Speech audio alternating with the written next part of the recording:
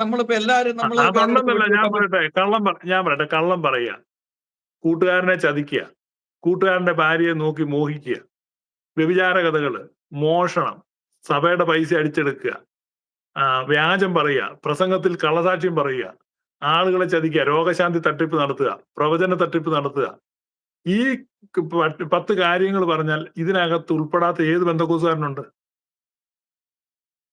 ഒറ്റ ദൈവത്തിന്റെ ആത്മാവ് നിന്നോട് പറയുന്നു എന്ന് പറയാത്ത ഏതെങ്കിലും പാസ്റ്റർ ഉണ്ടോ?